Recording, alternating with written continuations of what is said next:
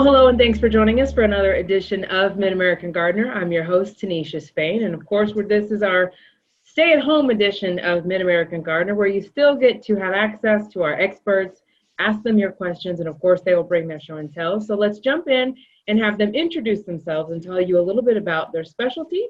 Ladies first, okay? We'll start with you. Okay, I'm a Champaign County Master Gardener, and my areas are herbs and vegetables and lots of different flowers and plants.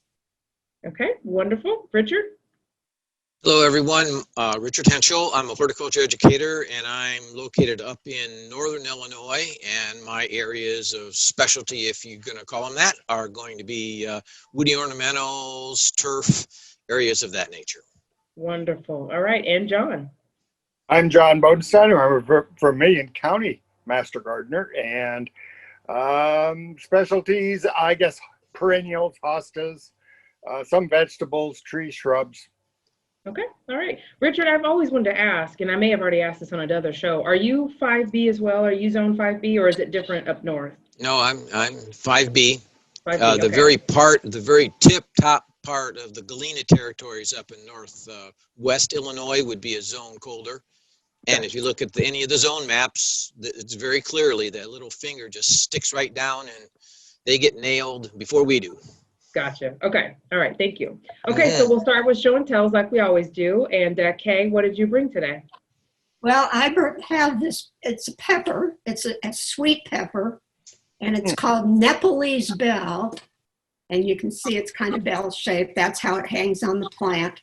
Wow. It is not hot. It's a sweet pepper, and I love it. I haven't grown it for many years, and I kind of forgot about it, but it's got a great flavor, and it's very sweet. And the seed cavity is here in this little protrusion at the bottom of the pepper. So they're thin walled, but they've really got a lot of really good flavor, and it's kind of a fun thing to grow. And they were just plants were huge and absolutely loaded with peppers this year. So it's really beautiful. When you turn it upside down, it looks almost like a waxy sort of rose. It is. It's very flower. Waxy.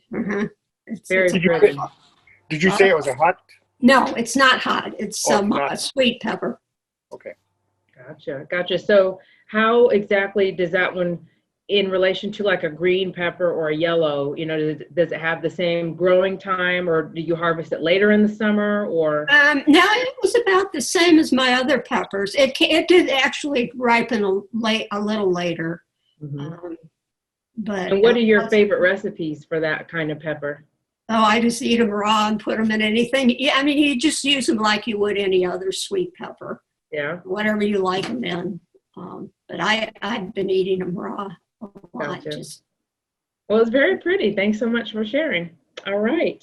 Richard, you have a show and tell sort of advice that you wanted to share Right. today. Nothing to really show, just to tell or say that, this long protracted drier fall and warmer fall that we've had have got a lot of folks maybe thinking it's still time that they could be putting in a lawn or overseeding or reseeding. And really, the window for northern Illinois, at least, went away about the first week or so in September. So we're well past any predictable success if we're trying to sow any seeds out at this point. Maybe the far parts of southern Illinois still have enough weeks left before their cold weather gets to them that they might be successful. But when it takes 10 to 14 days to get a grass seed to germinate, if it's bluegrasses, and you look at the date, it's just not going to be possible that grass is going to be up and old enough, or even having the need to be mowed before the really cold weather gets here. So rather than do all that and then find out next spring was all frozen and your efforts were for nothing, I'd hang on till next spring at this point. Okay. And when you say in the spring, what's a good window? Are we talking after the last start of frost or sometime early in the spring? When's an ideal time for that grass seed? Well, of course, the grass seed sowing wave will start in southern Illinois because it's going to warm up first and then move on up north into the state, but most of the time the soils need to be in that 55-degree range. So about the time you're witnessing farmers out and about planting corn, which is a monocot, and so is our grasses are monocots, that's about the right time frame to begin. Okay, so keep an eye on the farmers. You betcha. Okay, thank you. All right, and John, I know you've got several show and tell items, so Yeah. what would you like to share? The first one I brought today was a succulent, and as you can see, it's getting pretty leggy. And the nice thing with these is, don't despair. All you have to do is turn one of the on some of the succulent, you just turn the leaf off and lay it on the ground, and within 2 weeks you're probably going to have a whole new plant, and then you can discard these. And you don't have to discard these. What you can do is cut them off, and I cut off one of the little ones, and all you have to do then is plant that right up to the bottom leaf, and all these little nodes where the leaves were attached are going to turn into roots, and then you again have a whole new plant that isn't so leggy. And you know, I usually use a sand bed. I have a little you get styrofoam containers. They make wonderful because you can poke a hole through them and they drain, and just fill it with sand and lay those leaves on there. And within 2 weeks, you can see the roots going down, and then tiny little leaves, and then you can transplant those into your pot and just be ready for next year. And rather than leggy little things, you've got beautiful little new plants. Okay, so I have a question. So where you cut it, that stem there where you're holding it, that is not going to grow root, right? That's going to die off. This part right here is going to, along this stem, is going to root. That will root. Okay. Okay. I thought you were saying that the leaves would take root. No, you plant this. You can do both. You can do the leaves, and then you can take this, and you're going to have a nice star already. Rather than starting out with really tiny plant, you're going to already end up with something that is already fairly big. So just cut it off. And what they usually do is say to cut it off and let it lay there for 2 days, 2 days. And you can tell when it's ready by the end of this stem. It's going to, what they call callus off. It's going to dry up. It's the plant's response to protecting itself. And then after it calluses off, then I just put it in the sand like that, right up to like that. And it'll, within 7 to 10, 14 days, you'll have a whole new rooted plant. Wow. Very cool. Now, does that, since it's a succulent, does it need any type of, a heated pad in the bottom to make it grow a little faster, or? Not really. Well, as you know, I'm substitute teaching, or volunteer teaching, I guess would be more, at Schlarman. And right now we have close to 3,000, maybe 4,000 of these little guys going. Wow. And they've already doubled they've already rooted, and some of them have doubled in size just since the students are gone. But I'm expecting them back tomorrow, so they'll be surprised at how fast these have, they're 10 days that they've been off, things have really changed. Wow. You'll have to take some pictures so we can watch the progress of those as they grow. I will. Thank you. I will. Okay. All right, Kay, we're going back around to you. And this is where we've got a question. Carl writes in, hi, can I plant, is it shallots? Am I pronouncing it correctly? Yes, as a matter of fact, okay. That's an ideal time, and it's much the same as garlic. Okay. The difference would be that you can spring plant shallots for fall crops, and then you can plant them in the fall for a spring crop. Whereas with garlic, you usually harvest it in July, and then planted it in October, and then that'll be your next year's crop. So, but yes, it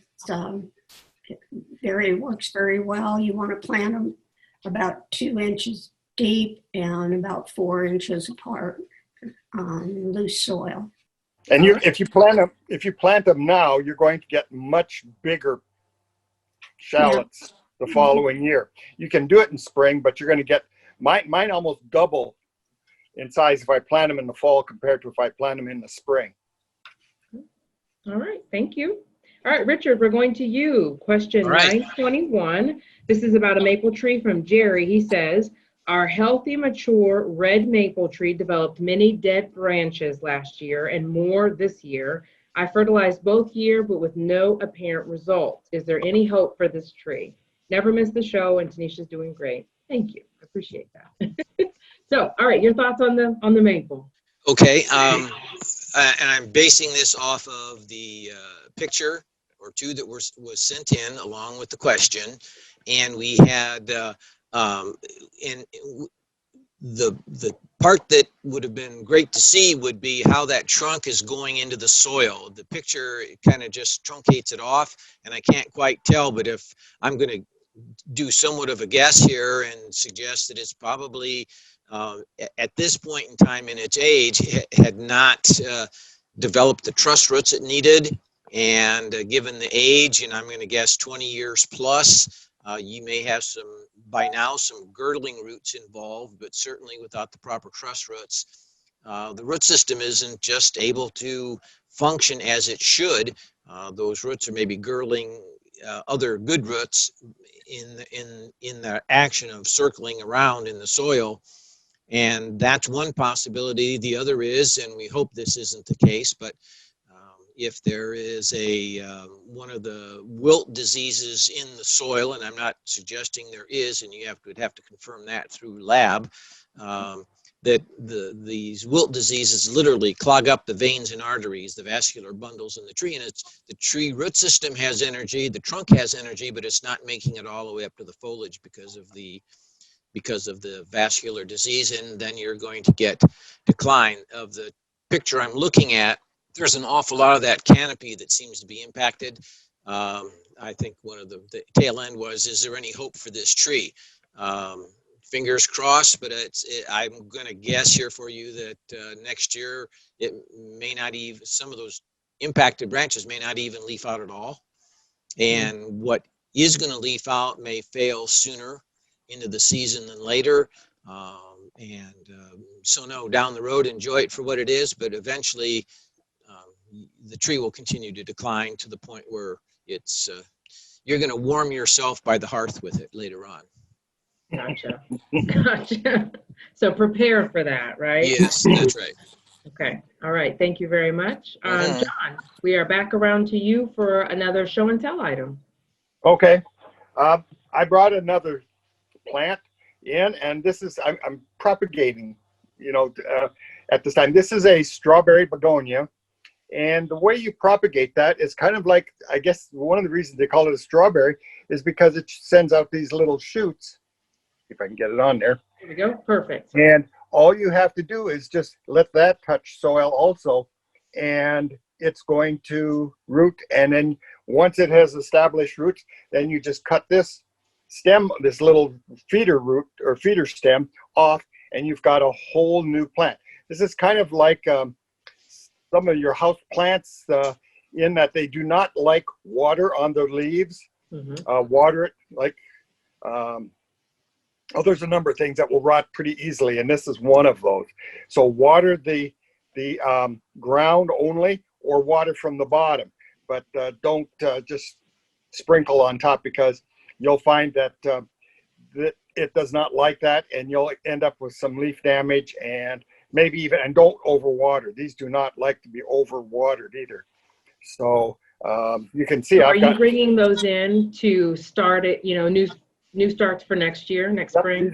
These are going to the greenhouse, and by next year they'll continue to put out these little roots all year, and by the end of or by spring, you can see here's one of them that has already rooted in that soil.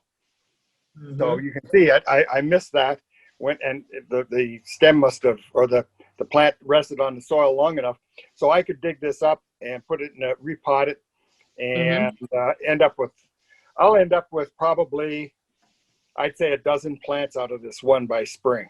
Wow. Isn't And that crazy? they are just they're just my godmother used to have these, and that's why I keep them, because I remember her. She loved her strawberry begonias. So Yeah. Yep. Thank you, John. You know, we do get those sentimental attachments. My mom is the same way with her peonies because they were my grandmother's, and now she will always have peonies in her garden. We've all got that sort of emotional attachment. Okay, Kay, we are back around to you. 981. This is from Zaray Sullivan. I hope I didn't mispronounce your name. Your advice is needed on trimming perennial hibiscus before winter. Thanks a lot. Z in Champaign. So, Kay, what do you recommend here? Well, it kind of depends on whether it's a true perennial hibiscus or whether it's a rose of Sharon, which often look like the hibiscus. I don't know if they had a picture. I didn't see one. I don't think so. If it's a true hibiscus, which is Hibiscus syriacus, the stems will actually die off, and they will get hollow and dry, and they'll pull right out of the ground. So there's no trimming back to them. And then in the spring, the new shoots will come up through the ground, and they'll rebloom again.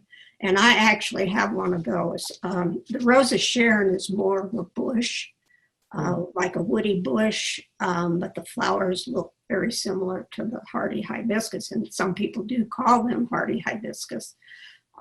So those could be trimmed back like you would any bush. So I'm not sure which one they have. Whether it's the hardy, the true hardy hibiscus or the Rose of Sharon. Okay, all right. Anybody else have anything they want to add to that? yeah, just don't give up on those in the spring, because they are one of the they're kind of like Yeah, they're very late. bush. They're very late in showing growth in the spring, so don't be digging them up or thinking that they're dead, because they will come up late, but they are very hardy here. Yeah, and mine's absolutely huge, and it bloomed this summer. It was loaded with blossoms for the whole summer. It was just, mine started to rebloom just a couple weeks ago again. Yeah. Wow. My bearded iris bloomed last week. I have no idea why, but I thought, you poor devil, this isn't going to end well. Well, there are some varieties of iris that are reblooming. Yeah. I have one, and it didn't. For years it never rebloomed, but this year I had a couple blooms on late and just recently. Yeah. It kind of depends on what variety that is too. It's been a weird year. It has, hasn't it? It's been a very weird year. Okay, we're going 982 to Richard. This is from Charles. He says, I have a weed that is spreading like crazy. I've attached 2 not very good photos, so at least he admitted that they're not great, showing the leaves and the pink flowers. I believe it is a form of smartweed or knotweed. I've tried to manually eradicate it to no avail. Further steps to take would depend on whether it is an annual or a perennial. Can you enlighten me on what this is? So let's see if we can figure out what we've got here. I think we have a couple pictures. DJ, if you want to scroll. One of the was probably the other picture, but very clearly it's covered in pink buds, which will all become flowers and very quickly seeds. Yes, this is smartweed, or one of the smartweeds. Yes, this is an annual. The struggle gardeners have with this is because it's so prolific in its flowering and then seed set, you need to really get after it absolutely as soon as you see it. Otherwise, you just added to the seed bank for next year. And it can become quite a thicket of smartweed very quickly. It is the kind of season we had that just has promoted smartweed, I think, throughout all of Illinois. Certainly it's up here just in all its glory, as you see in the image there. and it likes unique situation. Maybe because we've watered more this year, you see it underneath bird feeders that you continually fill up with water and have that moist soil all the time. It really likes the high moisture soils, and that's its kind of its name to fame. That's where you're normally going to find it in high moisture areas. But it isn't any stranger to growing in dry ground either. So it's just one of those great generalist kind of weeds that we get, but it is an annual. And without saying much more, it may indeed even respond to a pre-emergent type product. Just have to be clear that both the weed in question, in this case Smartweed, and the crop you want to treat are on the label. And so you might find some control with the pre-emergent, and that will at least keep it at bay until sometime later in the season. All right, thank you very much. All right, John, we are back around to you. This is from Nicholas, and this is about peach trees. He writes, I live in Fithian, and I have a Red Heaven as well as a hardy Bailey peach tree. They're about 10 years old. I prune them every fall and had a great crop until 2 years ago. This is the third year, he says, that they did not bloom, and would appreciate any help that you could provide there. So great haul on these up until the last couple of years. What do you think? Yeah, a couple of things. We've had some very late frosts, freezes actually, in this area, and it might be that his blossoms are just freezing off. The other thing that kind of concerns, it could, depending on how much he is actually pruning off, he could be actually pruning off, if he's just doing the edges and really shaping it throughout the whole tree, he could be pruning off the flower buds for the following year. So I would suggest that he not prune off this fall, and wait till after they possibly bloom in spring and see if that helps.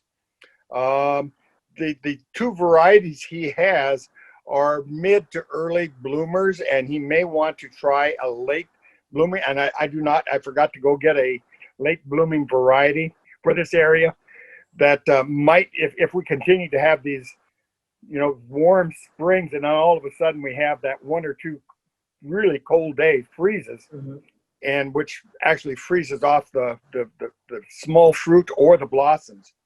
The other thing that I have done with some of my peaches, if I see that I am going to have, that they are blooming and that I'm going to have a very cold night, I will take some of my Christmas tree lights and string them towards the bottom branches of the tree.